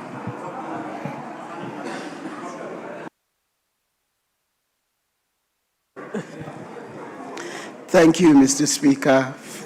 And let me also thank the maker of the statement, Honorable Doyo, regarding domestic violence. Mr. Speaker, many a times when we talk about domestic violence, we tend to focus on the physical aspect or the sexual aspect. But studies have shown that the largest percentage of domestic violence is more emotional.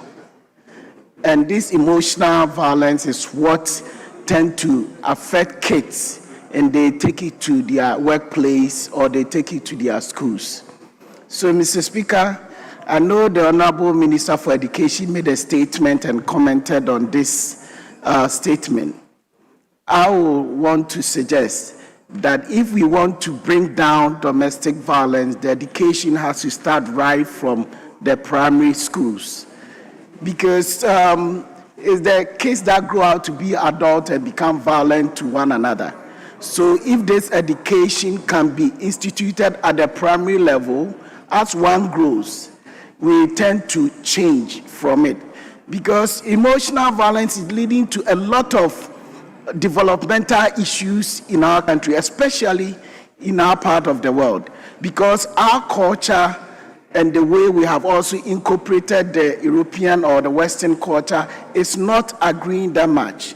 So if we can find a better approach of making sure that saying no to domestic violence happens within our institutions, then of course we can take it to our workplace and our homes.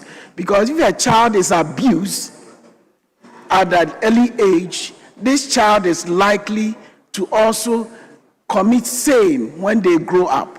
But if we are trained to be tolerant to one another, if we are trained to appreciate the differences between each person, one could be short, one could be tall, When one is angry, one could calm down. It can bring about peace. So this has to be something that we as a country have to start working on this from the childhood. And I believe if we're able to do that, within the next few years, we can look at our data and realize that, yeah, it's gone down. So with these few years, we want to appreciate the maker of the statement. Thank you, Mr. Speaker. Thank you so much. Yes. Speaker, thank you very much. Speaker, I want to contribute to this statement. Speaker, I have a personal experience I'm dealing with, and it has to do with domestic violence. Speaker, a lady that I know who is about 23 years in the University of Ghana suffered the first abuse through another woman when she was around 16 years. And Speaker, that was how the lady tried to lure her into believing that she's the most beautiful lady and started having some intimate relationship with her. Speaker, to the extent of wooing her to also start smoking weed. And Speaker, as I speak with you, this lady is still smoking weed as a result of that relationship. Speaker, she is in a university. And I even had to get somebody from Parliament. In fact, one of the ladies who work as working with the rehabilitation center to also refer her to Asylum Down. And Speaker, when you see this lady, very beautiful, smart lady, she is unable to do anything on her own without taking any substance.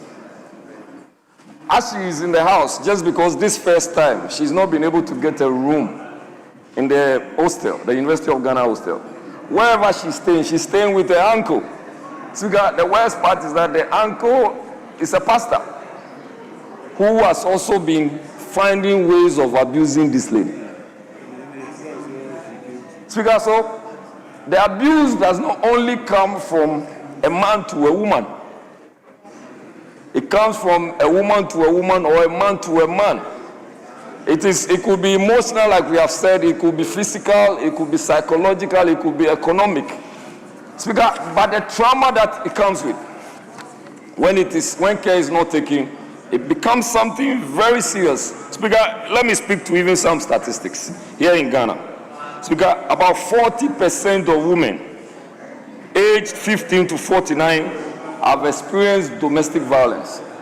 And Speaker, this domestic violence normally will not just come from a man beating a woman. It comes from a man even denying the woman whatever she's expected to have intimately, including sex. Speaker, when you also come down, you will see that about 20% of men have also suffered same abuse. And it also comes from also the issue of sex. And some men beaten by women. I know some of them. And they have given me signals not to mention their names. But Speaker, I know them. And sometimes they wear smocks so that their body sizes are not seen. But we know. But Roxy, why are you looking at me? I'm not referring to you. I mean, no. Speaker, if you go beyond that, if you go to Sola Tuna Kaba, this is a statistics that is there. It's really startling. It says 61.9% of women have experienced the worst form of domestic violence. So my prayer is that whoever is there as the member of parliament will be looking at 16,000 plus have reported cases annually of domestic violence, and this actually includes the men and the women. Speaker, what can we do to stop, if not, at least if we are unable to stop it, how can we even reduce the volume of domestic violence? Speaker, I think that there are three major issues that are confronting us. One is fear. People for fear that their husbands may even punish them more. Speaker, people for fear that their husbands and wives will punish them more are unable to report. Speaker, also for the fact that they know that it will become a stigma, they are unable to report sin. Because the moment they report, whenever they are passing, they say, oh, Akando guy, to which that is Akando's wife.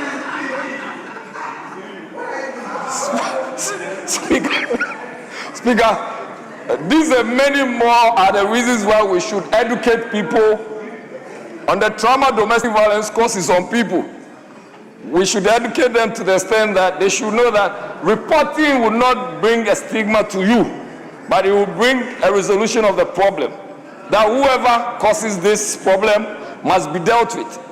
Speaker, I see the Chief Whip trying to give me pressure to run up. I would use this opportunity to run up and to say thank you for giving me this opportunity. Yes, Majority Speaker, we yield the slot to the honorable member for the Fioma. Oh. Yes. The Fioma is Sandari. Yes, honorable member, you have the floor. Mr. Speaker, I want to thank leadership for yielding to me to conclude on this debate. Mr. Speaker, I'm grateful to have the opportunity to contribute to the statement made by Honorable Comfort Doyo Kujo on domestic violence.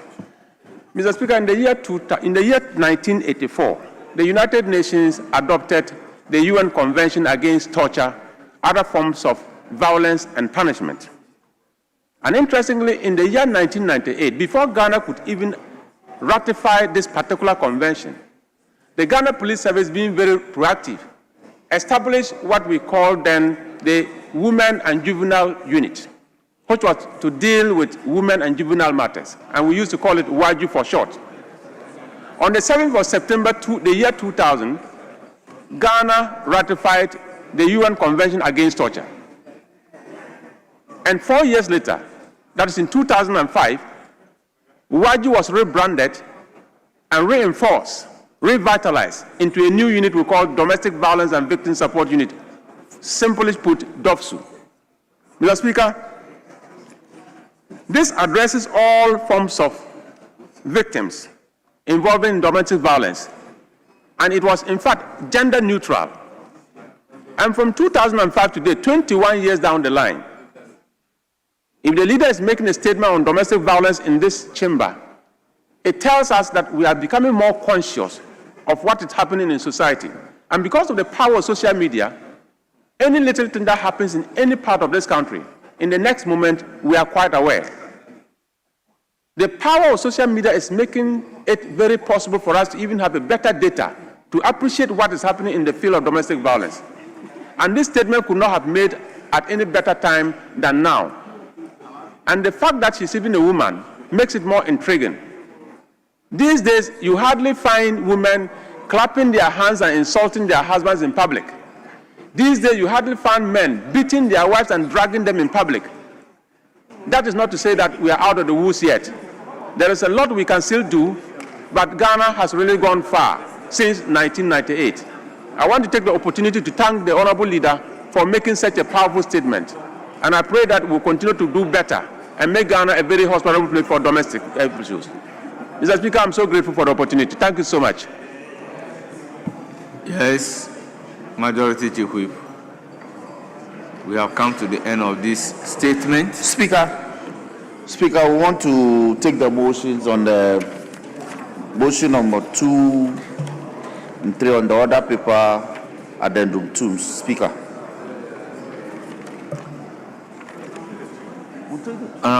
We'll take both. Yeah. Honorable Minority Chief Whip, may I apply that the Majority Chief Whip will move this motion instead of the chairman of the committee? Yes. No, you want to leave. Speaker, we are aligned. Yeah. So, Majority Chief Whip, you may now move the motion numbered 2. Speaker, I rise to move that, notwithstanding the provision of Standing Order 1041, which require that motion shall not be debated until at least 2 sitting days have elapsed after the notice to move the motion is given. The motion for the adoption of the report of the Committee of the Whole on the proposed formula for disbursement of the Ghana Medical Trust Fund for 2026 may be moved today. Mr. Speaker, so move. Honourable members, motion move. Any seconder? Speaker, rise to second the motion. Honourable members, motion move and seconded. It is for the consideration of the House. This being a procedural motion, I'll put a question. As many as are in favor of the motion say aye. Those against say no. Honourable members, the ayes have it. The motion is adopted. We now move to the consequential motion numbered 3. And I will equally call on the Majority Chief Whip to move the motion. Speaker, I rise to move that this Honourable House adopts the report of the Committee of the Whole on the proposed formula for disbursement of the Ghana Medical Trust Fund for 2026. I so move, Mr. Speaker. Yes, honourable members, motion move. Any seconder? Speaker, I'm not sure about the procedure, Yes. but I thought once it's moved, it should present the report. In doing so, present the committee's report. He has given you the power of attorney. Yes, yes.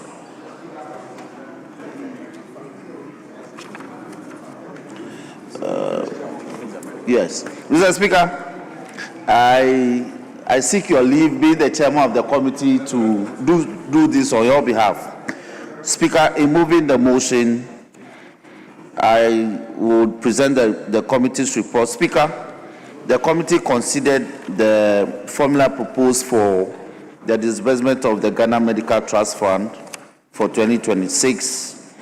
Some outstanding issues were raised, including revenue projections and sources for the 2026 calendar year. So, Speaker, a total amount of 2.9 billion has been set aside for disbursement in 2026 from its mandated sources, investment activities, and grants and donations. Speaker, the projected revenues are derived primarily from the statutory allocation of 20% of the National Health Insurance Fund. These investments from existing investments, projected investment income, and anticipated grants. Mr. Speaker, may I urge the Hansa Department to capture the entirety of the reports as though same must be presented in extenso. Speaker, may I conclude by saying that the committee observed that health infrastructure and diagnostic equipment financing be also considered, human resources planning and compensation. Mr. Speaker, on this note, I urge the House to adopt the report so that the fund, as stated, supra be disbursed for the activities of the Ghana Medical Trust Fund for 2026. I thank you, Mr. Speaker. Honourable members, motion move and report presented. Any seconder?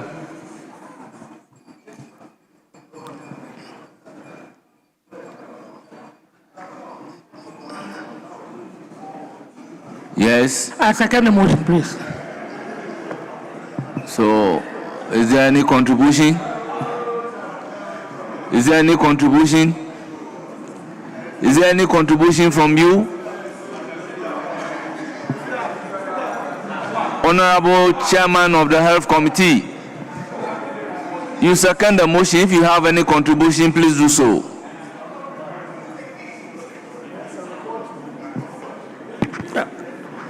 I second the motion, and in seconding, I want to say that the Ghana Medical Trust Fund is the best thing that probably have happened in Ghana for the year 2025. And for the first time, we are tackling the chronic chronic disease. We are going to provide specialist care. And Ghanaians are going to really feel the medical care for those who hitherto could not afford specialist care. And I must say that there was a little bit of talk about equipment, etc. And I have to say that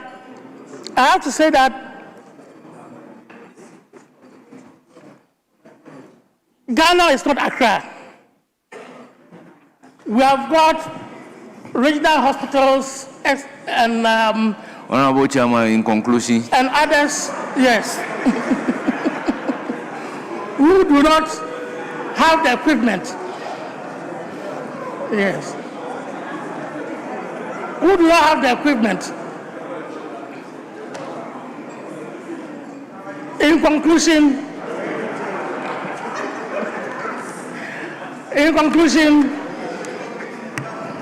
I want to say that the Ghana Medical Trust Fund has come to fill a gap in the healthcare sector, and we must say thank you to His Excellency, the President of the Republic of Ghana, for resetting the medical field. Thank you very much. Thank you so much, Chairman of the committee. Yes.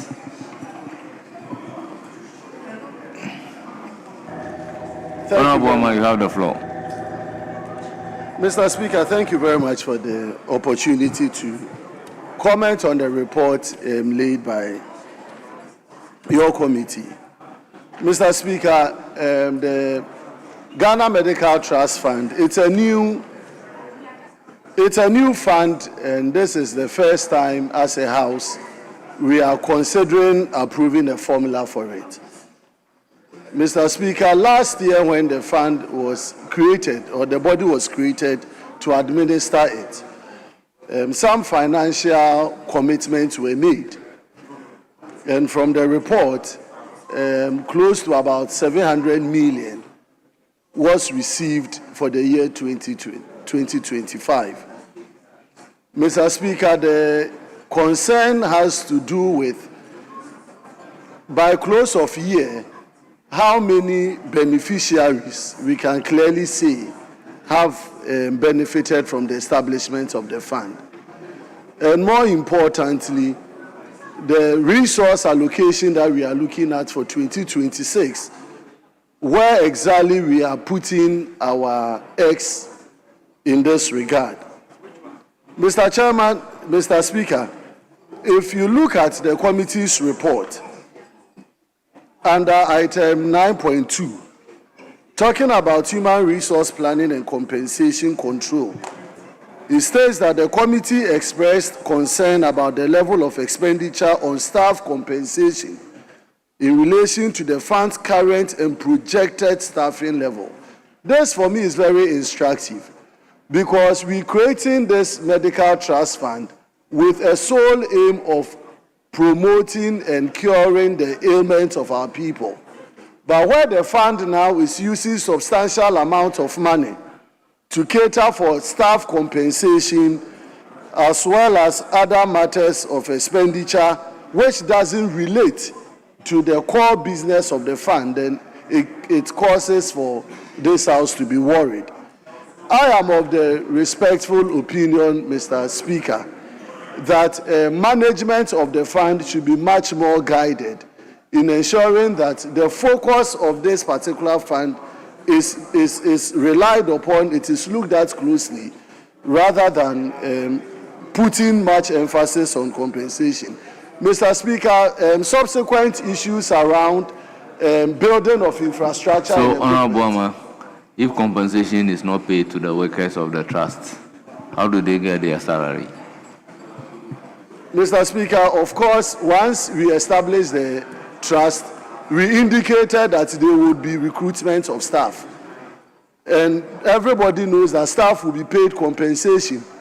But I'm referencing the committee's report that expressed concern about the extent of expenditure on staff compensation, both now and the projected future.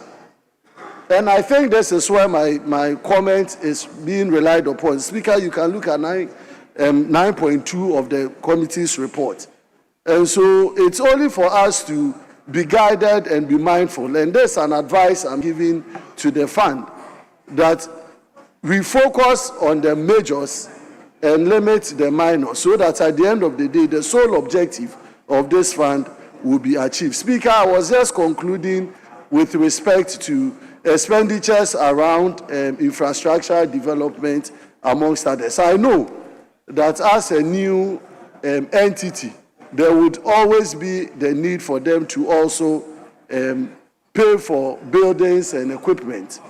But we are also supposed to check how much it is costing the taxpayer in terms of these expenses and the buildings and the equipment that will be procured. I am appealing to the management of the fund that they should be very careful and be guided by efficiency in terms of the management of this particular resource, so that at the end of the day, majority of Ghanaians will benefit. Without more, Mr. Speaker, I want to call on this House to support this particular report. I so thank you. Yes, leadership. Very well. Honourable members, it is clear. I'll put a question. As many as are in favor of the motion number 3 at page 2 of the order paper addendum 2 say aye. Aye. Those against say no. Honourable members, the ayes have it and the motion is adopted. Honourable members, this House accordingly approve the sum of 2,900,730,000 for the year ending 31st December 2026, in line with the distribution formula approved by the House to enable the National Health Insurance Authority, the Ghana Medical Facility, Ghana Medical Trust Fund to effectively discharge their respective mandates. Honourable members, motion number 4 at page 2 of the addendum.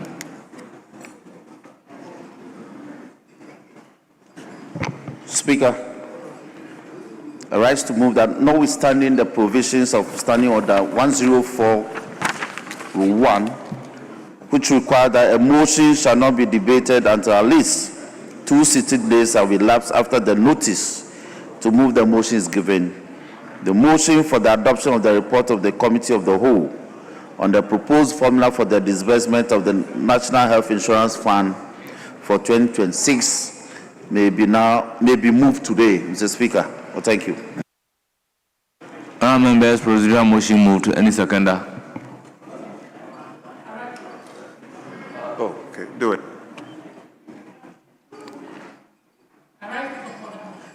I rise to support the motion. You second the motion. Yes. Honourable Chairman, thank you for seconding the motion. Honourable members, motion moved and seconded. I seconded. It is for the consideration of the House. Honourable members, this is a procedural motion. I'll put a question. As many as are in favor of the motion say aye. Aye. Those against say no. The ayes have it. The motion is carried. Now the consequential motion, numbered 5 at page 2. Speaker, I rise to move that this House adopts the report of the Committee of the Whole and the proposed formula for the disbursement of the National Health Insurance Fund for 2026. I so move, Mr. Speaker. In doing so, present the committee's report. Mr. Speaker, your committee duly considered the formula as proposed by the National Health Insurance Authority. Mr. Speaker, issues raised by members included the details regarding the expenditures projected for 2026. Justifications were given. The fund expects to, the authority expects to obtain funds from levies and then premium on informal investment, processing fees of some services that they render, income on investment, donor funding, and other sources of income. Speaker, the projected expenditure lines include NHI operational expenses, support to district offices, support to Ministry of Health, district health projects, and others. Speaker, may I urge the Hansa Department to capture the entirety of the report as though it was presented in extenso. Speaker, the committee concluded that an amount of 9,261,010,000 Ghana cedis be approved for disbursement for the activities ending 31st December 2026 for the National Health Insurance Authority. Mr. Speaker, I so submit. I thank you for the opportunity. Honourable members, motion move, report ably presented. Any seconder? Hey, Yes, Chairman of the Health Committee. I second the motion. And in doing so, I want you to take note that the claims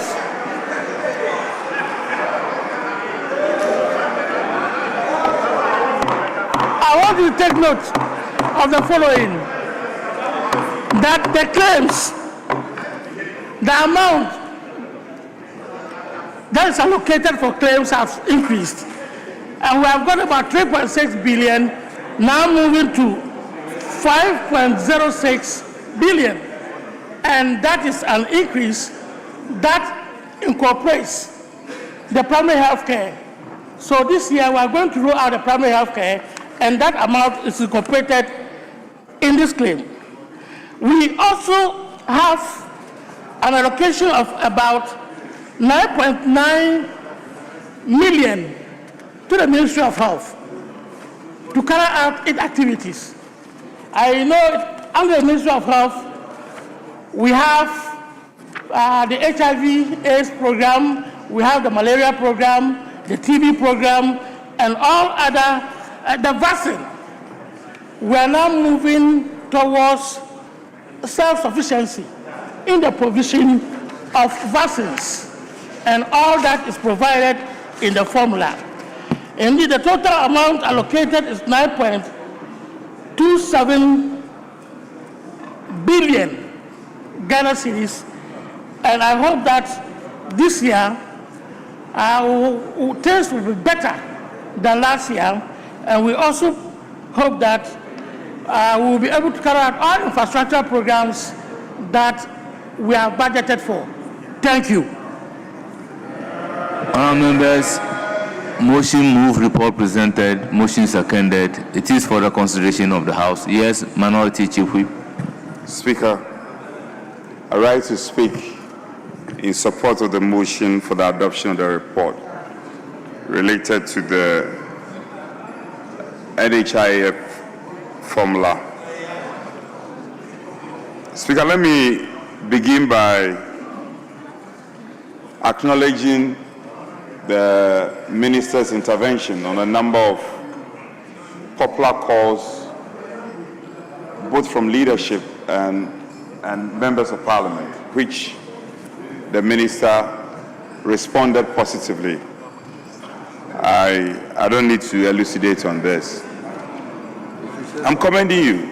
You did well. Share the rights.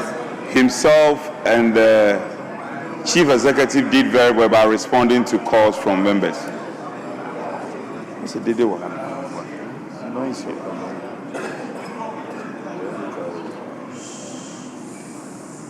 Speaker, At the committee of the whole, a number of concerns were brought up, and I hope the minister paid attention to it. By the way, Speaker, if you look at page 8, item 10.0, we need to make some correction to that page. The committee, Speaker, with your leave, the committee, having carefully examined the proposed formula for the disbursement of the Ghana Medical Trust Fund. It shouldn't be Ghana Medical Trust Fund. It should be the NHIF. Yeah, so if we could correct that. We've already taken the report on the Ghana Medical Trust Fund. Yes. Speaker, page 4, where it talks about 2025 performance. It's just half a page. 2025 performance, and it's half a page. And this is Parliament of Ghana. It cannot be. Just half a page. It's scanty, it's totally unacceptable. Are you telling me all the funding that was given to you for 2025, this is all you can talk about when it comes to performance? This is not how we report on previous performance. I don't think it's impressive. They haven't done anything. I am speaking in support of the adoption of the report, but I think next time the committee leadership, Chairman, you are here, we can do better in terms of performance report. I see also on page 8, this is repeated. Last year, it was the same thing.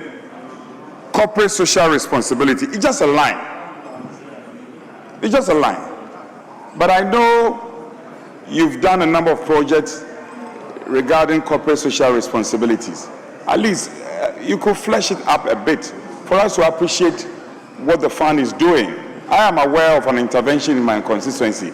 I'm not saying you should list everything, but at least you can't just say corporate social responsibility and put there a figure. That is not enough. So, Chairman, you may have to take a look at it. I can't zero in on just you. Yourself and the committee leadership should do better next time. This is not acceptable to Parliament. Speaker, donor fund, and then the counterpart funding. We can also report better on it. The World Bank is supporting us, UNICEF is supporting us. We should be fleshing how the fund has supported, funding from the UNICEF and the World Bank, how it has supported the NHIF. We have to speak to it. We can't just quote figure and say this amount came from World Bank, this amount came from the UNICEF, and it ends there. I think we can do better. Minister, take very good notice. And lastly, I drew your attention on the IT architecture, which you had personified a fight for an investigation when you were in your other world, when you were a ranking member. You were all over the country. You were all over the country. In fact, I admired you for that. So what have you suddenly you have forgotten about it. I see scanty statements saying that you are going to review. Yes, you review, but what happened to the previous call where you said that there should be audits, proper audits of how the fund was used in terms of IT facility? Minister, you know you are my friend. Let's do things properly. Speaker, having said this, I support the adoption of the report, but I particularly want to appeal to the minister that they should pay attention to these observations we've made going into the future. I thank you, Speaker. Thank you. Yes, Majority Leadership. All members, I will put a question. The question is, yes, Majority Chief Whip.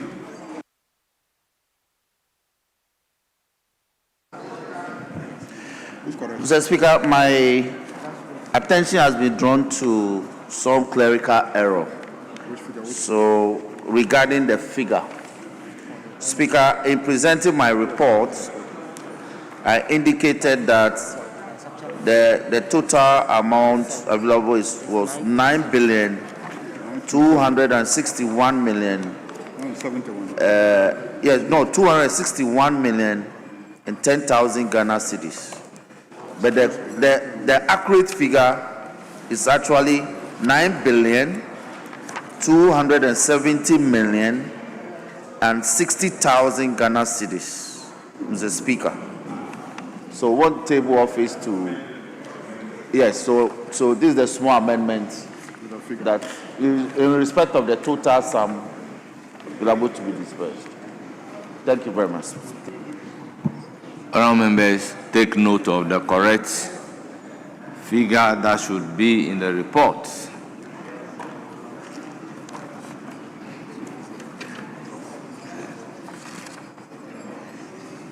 So, honourable members, I will then put a question.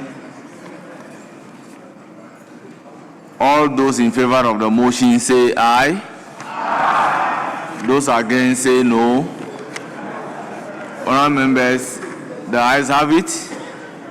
The motion is adopted, and that this honourable House approve the sum of 9,270,060,000 Ghana cedis and 6 pesos.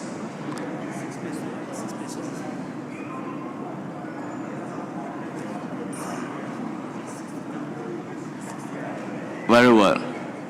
For the year ending 31st December 2026, in line with the distribution formula approved by this honorable House for the Ghana National Health Insurance Authority.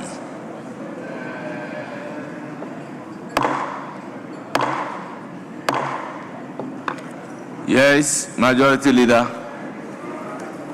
Any indication? Speaker. Are we going back to statements? Speaker, it's 10 minutes to 8 p.m. We have done more than 5 hours. So, Mr. Speaker, we are in your hands, child. Honourable members, it is indeed true that we've done more than 5 hours. Therefore, Order 56(2) would apply. Accordingly, I proceed to adjourn the House till Wednesday, 11th day of February 2026 at 2 o'clock in the afternoon. Majority Leader, is it 2 o'clock? Speaker, indeed it's 2 p.m. 2 p.m. Yes. Thank you very much for your support for today.